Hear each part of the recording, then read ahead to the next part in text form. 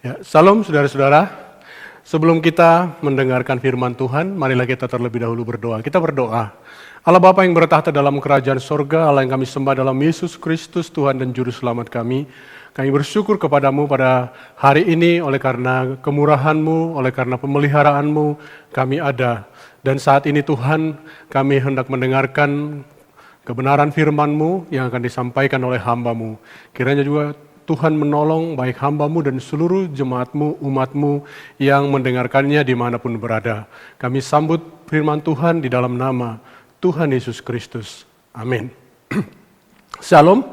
Tema firman Tuhan yang akan kita dengarkan pada hari ini adalah temukan, lakukan, selesaikan kehendak Tuhan. Saya mengajak saudara untuk membaca dari Surat Paulus kepada jemaat di Roma, Roma 12 ayat 1 dan 2. Roma 12 ayat 1 dan 2, demikian firman Tuhan. Karena itu saudara-saudaraku, demi kemurahan Allah, aku menasihatkan kamu, supaya kamu mempersembahkan tubuhmu sebagai persembahan yang hidup, yang kudus, dan yang berkenan kepada Allah, itu adalah ibadahmu yang sejati. Janganlah kamu menjadi serupa dengan dunia ini, tetapi berubahlah oleh pembaharuan budimu, sehingga kamu dapat membedakan manakah kehendak Allah, apa yang baik, yang berkenan kepada Allah, dan yang sempurna. Demikian pembacaan firman Tuhan. Di sini Paulus menekankan kepada jemaat di Roma,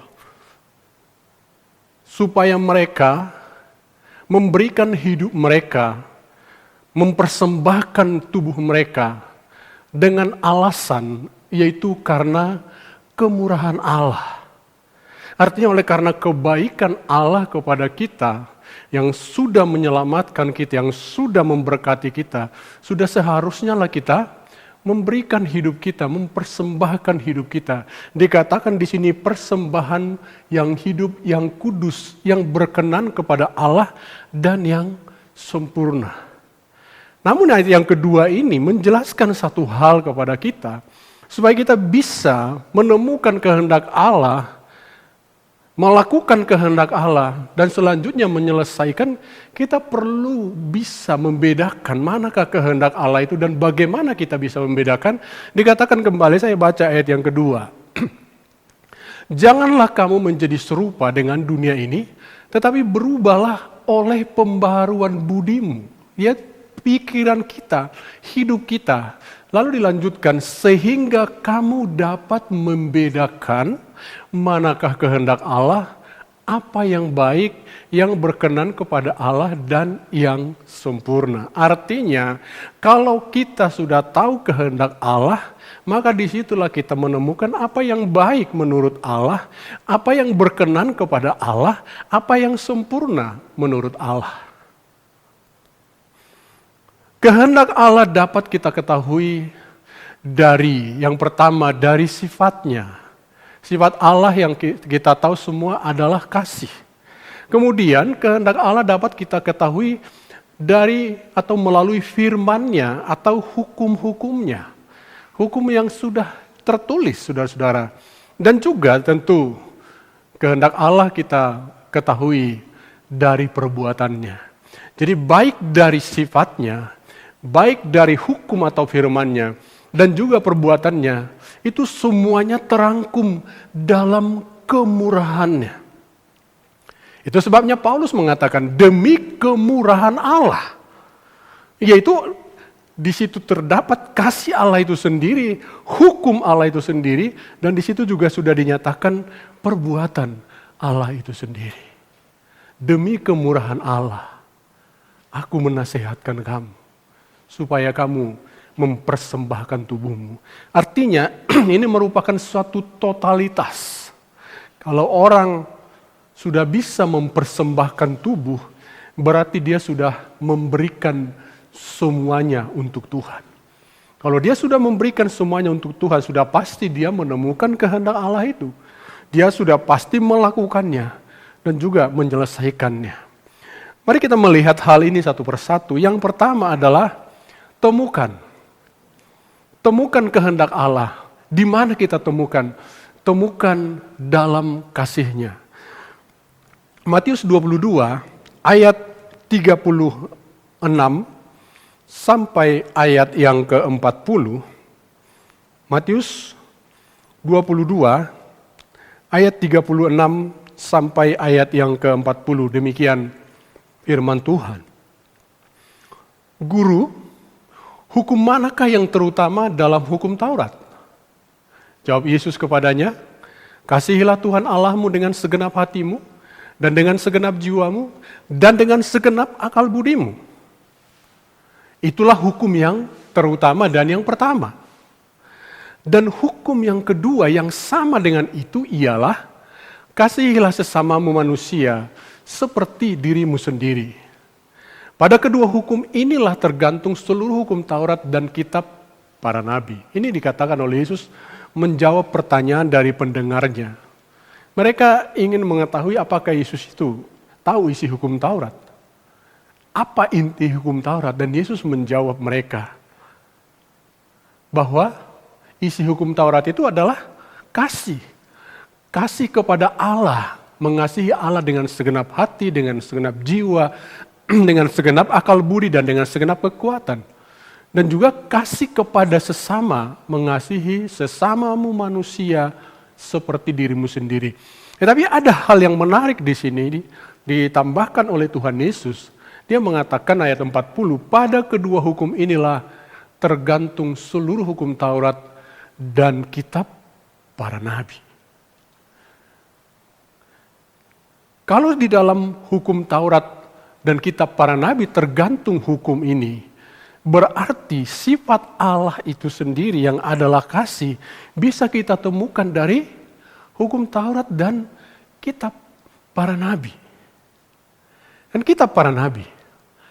Jadi saudara-saudara, kalau saudara ditanya apa itu kehendak Allah? Kehendak Allah adalah mengasihi. Kita mengasihi Allah dan kita mengasihi sesama. Secara praktis juga pernah dikatakan Yesus di Matius pasal yang ke-7 ayat yang ke-12. Matius 7 ayat 12 dikatakan, segala sesuatu yang kamu kehendaki supaya orang perbuat kepadamu, perbuatlah demikian juga kepada mereka. Itulah isi seluruh hukum Taurat dan kitab para nabi. Ini secara prakteknya atau secara praktisnya. Di mana kita menemukan kehendak Allah itu? Dari apa yang kita kehendaki itu sendiri, kita menemukan kehendak Allah. Karena kita diciptakan oleh Allah. Bahkan Paulus mengatakan kita adalah keturunan Allah. Sifat-sifat Allah dalam diri kita. Apa yang kamu kehendaki orang perbuat kepadamu? Pasti yang kamu kehendaki yang baik, yang benar dari orang lain. Maka perbuatlah demikian. Kalau kamu sudah bisa melakukan apa yang engkau kehendaki orang perbuat kepadamu, sesungguhnya engkau sudah melakukan kehendak Allah. Karena apa? Karena dikatakan itulah isi seluruh hukum Taurat dan kitab para nabi. Jadi di sini jelas kita lihat bahwa kehendak Allah kita temukan dalam sifat Allah itu sendiri, itu di dalam kasih-Nya. Karena itu kehendak Allah ialah kita mengasihi Allah dan juga mengasihi sesama. Lalu yang kedua,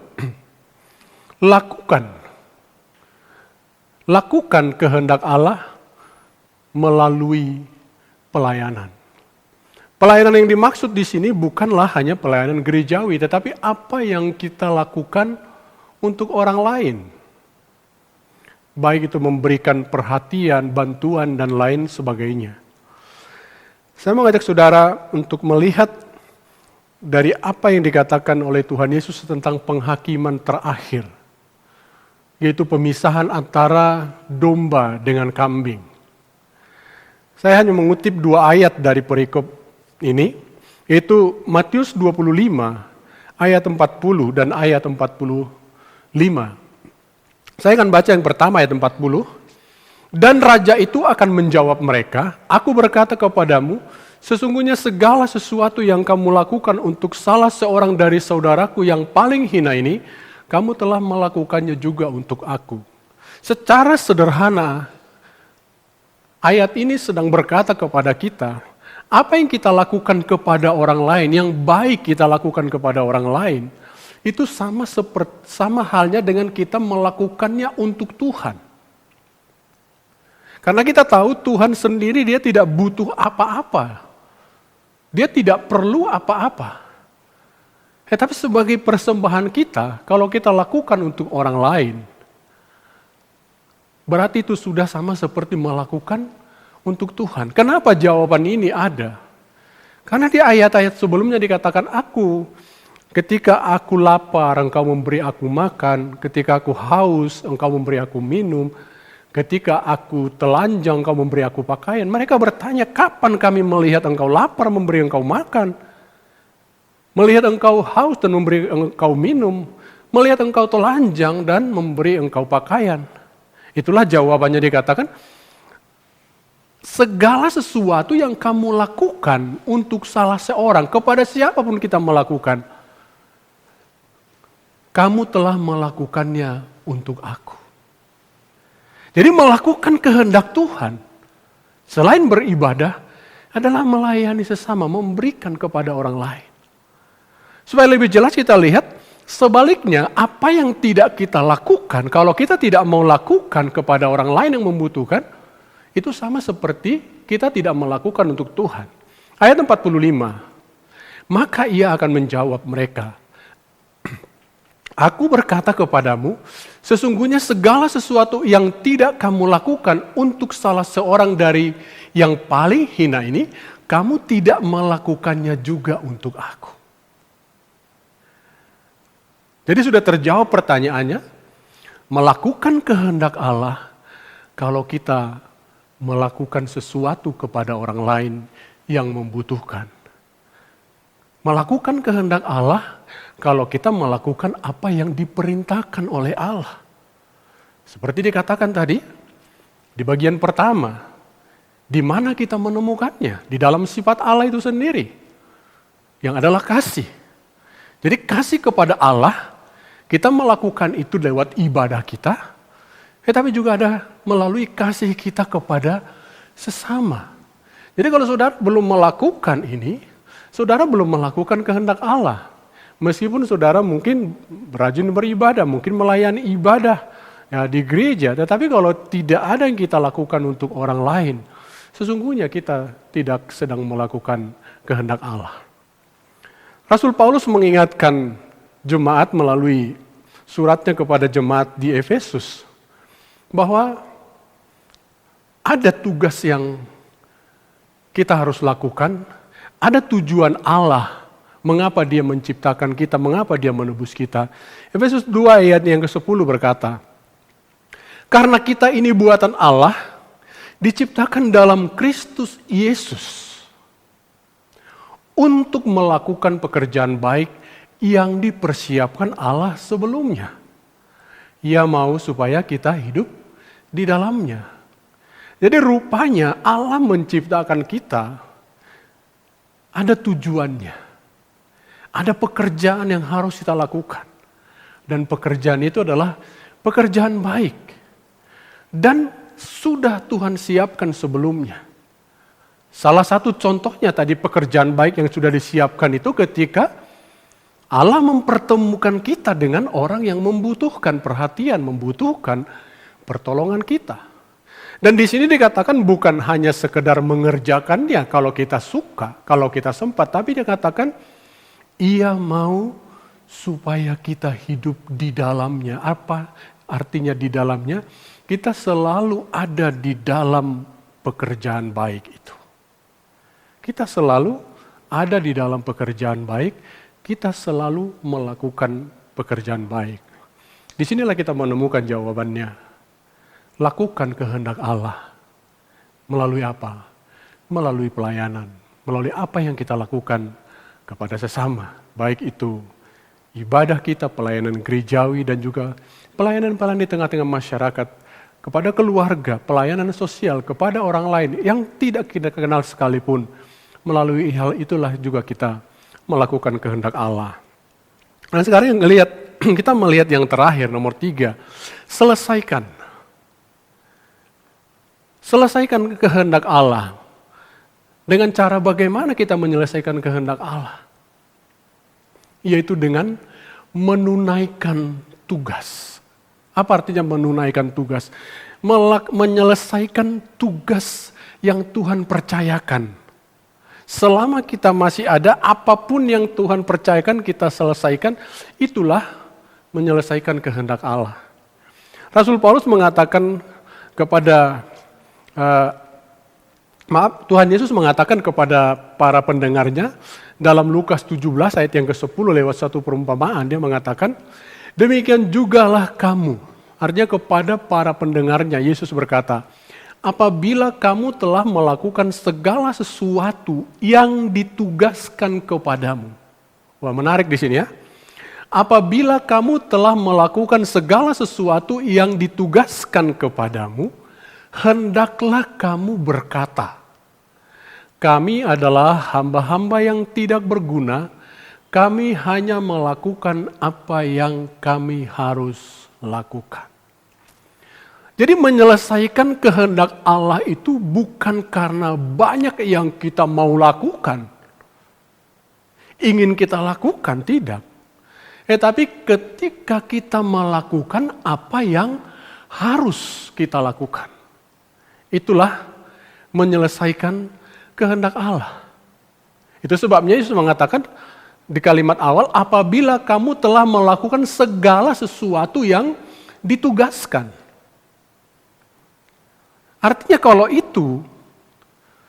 kalau tugas itu dari Tuhan, kita harus selesaikan.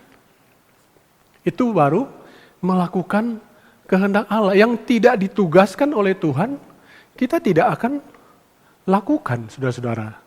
Jadi kita harus selesaikan. Dalam Kolose pasal 3 ayat 23, Rasul Paulus mengatakan kepada jemaat di Kolose. Kolose 3 ayat 23, apapun juga yang kamu perbuat, perbuatlah dengan segenap hatimu seperti untuk Tuhan dan bukan untuk manusia. Saudara-saudara, sebagai apa? Sebagai ibu rumah tangga, lakukanlah tugasmu sebagai ibu rumah tangga dengan segenap hatimu seperti untuk Tuhan. Saudara bekerja di kantor, lakukan pekerjaan itu seperti untuk Tuhan. Di pelayanan, atau di persekutuan, atau dimanapun, lakukanlah itu seperti untuk Tuhan. Apa yang ditugaskan kepadamu di keluarga, di pelayanan, di tempat pekerjaan, selesaikan. Itulah arti melakukan kehendak Allah. Jadi saudara-saudaraku yang kekasih dalam Kristus, kehendak Allah itu, yang pertama tadi, itu kita temukan di dalam sifat Allah itu sendiri. Sifat Allah sendiri itu adalah kasih. Kita disuruh untuk mengasihi Allah dan mengasihi sesama. Kalau kita tidak tahu, kalau kita tidak temukan kehendak Allah ini, kita akan frustrasi. Tetapi sederhana di sini, lakukan kehendak Allah, dan kehendak Allah itu kita temukan dari sifat Allah sendiri yang adalah kasih. Dan kasih itu adalah merupakan rangkuman dari semua perintah Allah dalam hukum Taurat dan kitab para nabi. Dan kemudian itu kita lakukan dengan apa? Sebagaimana tadi katakan, kasih itu adalah kasih vertikal, kasih kepada Allah dan sesama. Berarti kita juga harus melakukan ibadah kita, tapi juga pelayanan kita kepada Tuhan dan juga kepada sesama. Dengan memberikan perhatian, pertolongan kepada orang lain. Mulai dari lingkaran yang paling kecil, keluarga kita sendiri, komunitas gereja kita, mungkin ada komunitas kita yang lain, sampai kepada orang yang tidak kita kenal. Sekalipun demikianlah melakukan kehendak Allah. Dan bagaimana menyelesaikannya? Kalau kita sudah tahu kehendak Allah itu apa, yaitu mengasihi, dan kita sudah tahu bagaimana cara melakukannya. Kalau dengan cara melayani, bagaimana menyelesaikannya? Menyelesaikannya adalah melakukan segala sesuatu yang ditugaskan. Jadi apapun itu, Apa yang ditugaskan, lakukan dengan bertanggung jawab. Apa yang Tuhan percayakan kepadamu, lakukan dengan tanggung jawab, dengan serius dan selesaikan. Seperti saya katakan tadi, kalau kau sebagai ibu rumah tangga, selesaikan tugasmu di rumah tangga. Engkau bekerja di kantor, selesaikan. Engkau sebagai seorang guru, selesaikan tugasmu sebagai seorang guru. Atau engkau sebagai seorang pedagang, berjualan di pasar atau dimanapun, lakukan itu dengan baik. Dan bagaimana melakukannya? Dalam Kolose pasal 3 ayat 23, Rasul Paulus mengatakan tadi, apapun yang kamu lakukan atau perbuatlah itu seperti untuk Tuhan, bukan untuk manusia. Artinya, tidak perlu diawasi oleh manusia. Kita tidak perlu karena takut kepada manusia, tetapi karena takut kepada Tuhan, karena mengasihi Tuhan, dan juga karena mengasihi sesama manusia. Jadi saudara-saudaraku yang kekasih dalam Kristus, temukan, lakukan kehendak Allah itu. Dari 3 hal itu, kita temukan itu dalam kasih-Nya. Dan kita lakukan melalui pelayanan kita. Dan juga kita selesaikan dengan cara menunaikan tugas-tugas yang Tuhan percayakan kepada kita. Kiranya hal ini membuat saudara-saudara semakin giat untuk melakukan sesuatu kepada Tuhan. Apapun yang Tuhan percayakan kepada kita. Tuhan memberkati kita semua. Mari kita berdoa. Bapa yang baik, terima kasih untuk kebenaran firman-Mu yang pada hari ini mengingatkan atau menegur kami, supaya kami dalam menjalani hidup kami tahu apa yang kami lakukan dan untuk siapa kami melakukannya. Dan itu semua boleh kami kerjakan ketika kami boleh menemukan kehendak Allah itu, yaitu kami temukan dalam diri-Mu ya Allah kami yang kudus, dalam kasih, baik itu kasih kepada Allah dan sesama.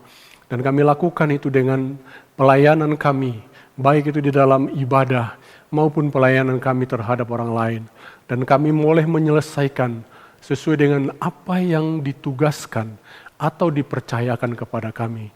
Dengan jalan demikianlah kami mengerti bahwa kami melakukan segala sesuatunya itu adalah demi kemurahan Allah, bukan demi upah, bukan demi diri kami, bukan mau cari keuntungan, tetapi semua demi kemurahan Allah. Terima kasih Bapa yang baik untuk kebenaran firman-Mu. Berkati kami semua yang mendengarkannya dimanapun kami berada.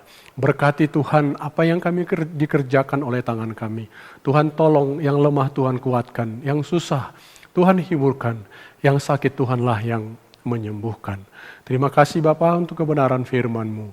Segala puji hormat syukur kemuliaan bagi-Mu. Di dalam nama Tuhan Yesus Kristus. Amin. Shalom, Tuhan memberkati.